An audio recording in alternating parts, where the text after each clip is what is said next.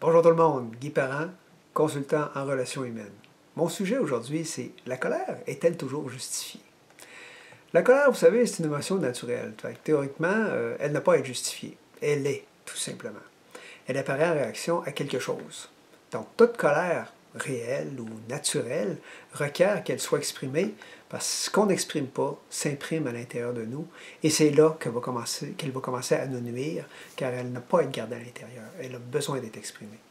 Et c'est presque toujours une peur qui va nous empêcher d'exprimer la colère, ce que les autres vont penser ou encore comment ils vont réagir à ce qu'on va exprimer. Mais la colère est personnelle. Elle appartient à la personne qui la ressent, à personne d'autre. Donc une colère s'exprime toujours pour soi et non contre quelqu'un ou quelque chose. Il est donc important de trouver moyen de l'exprimer, de la laisser sortir pour soi. Et si les circonstances ne le permettent pas, c'est de se mettre en retrait pour la laisser sortir. Et aussitôt qu'on fait ça, le calme revient. Et quand le calme revient, l'objet de la colère peut être exprimé calmement avec autrui. Mais qu'en est-il de la colère lorsqu'elle provient d'une interprétation et non d'un fait? Moi, je vous dis qu'à ce moment-là, la colère n'est jamais justifiée.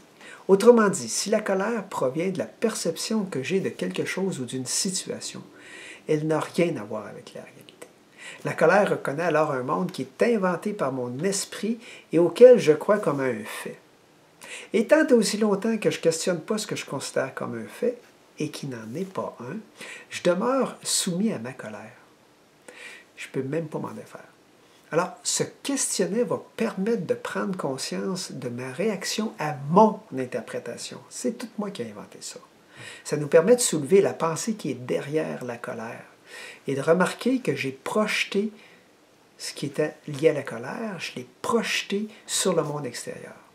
Prenons un exemple. Dans une situation où je suis en pleine discussion avec quelqu'un, le ton monte, la discussion est vraiment animée, puis l'autre, il me dit « T'as rien compris ». Aussitôt, la colère grimpe en moi et la pensée associée à cette colère. Je ne me laisserai pas insulter de cette manière-là. Tu parles d'un baveux. Faisons une pause. Dans ce temps-là, c'est toujours important de faire une pause. Quelle est la pensée qui fait mal?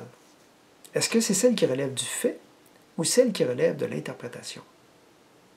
L'énoncé de l'autre, là, c'est tout simplement de sa perspective à lui, à la suite de la discussion, que je n'ai pas compris ce qu'il m'explique. C'est ça. Donc, de sa perspective, c'est un fait. Si je le prends pour ce que c'est, j'ai aucune raison d'être en colère. Si je suis centré, que je sais que nous avons une discussion franche, je peux m'attendre à ce que l'autre exprime ce qu'il pense. Je devrais même le remercier pour ça. Donc, si j'écoute ce qu'il vient de dire et que je sais que ce n'est pas une attaque, au lieu d'interpréter que c'est une attaque, je vais alors tenter de comprendre ce qu'il vient de dire. Si je suis bien et je suis à l'aise, je vais être en mesure de demeurer avec lui. Point vraiment important. Et de lui poser une question du type « Qu'est-ce qui te fait dire que j'ai rien compris? » L'objectif, c'est pour m'aider à comprendre la raison aimable pour laquelle il vient de dire ça.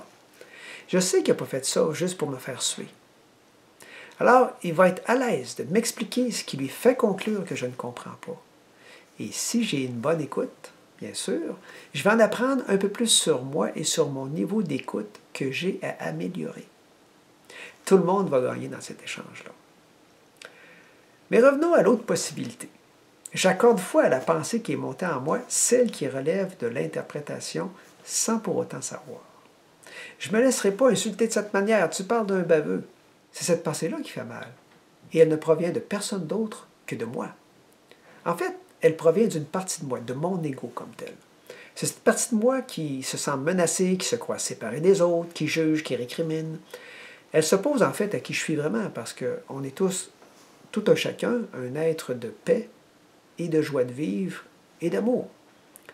Donc la colère qui monte, à ce moment-là, est vraiment injustifiée car elle se base sur quelque chose qui existe que dans ma tête, nulle part ailleurs. C'est à ce moment-là qu'il faut se mettre sur pause. Au moins pendant quelques secondes, minimum, style 20 secondes. Pourquoi? Pour permettre à notre capacité de discernement d'entrer en jeu et de se questionner. Est-ce que c'est vrai que l'autre vient de m'insulter? En prenant le temps de laisser monter la réponse de l'intérieur, à ce moment-là, c'est notre discernement qui réussit à prendre place, qui est moins rapide que notre ego, que notre instinct de survie. On se rend compte que c'est une machination de notre mental. C'est le faux qui m'a insulté. Je suis alors en mesure de retrouver rapidement mon calme et de poursuivre la discussion en adulte responsable et aimable. Et ça se passe bien. Donc, avec la prémisse « je ne suis menacé de rien et ni de personne », je vais être en mesure de prendre conscience que la colère est très, très rarement justifiée parce qu'elle est origine majoritairement de scénarios qui sont élaborés par mon ego, mon instinct de survie. Alors, la prochaine fois que la colère montera, ce que je vous encourage, c'est de sourire intérieurement et de noter la pensée qui est montée, la soumettre à un test de vérité. Vous aurez l'agréable surprise de constater que la menace n'était qu'en vous, nulle part ailleurs.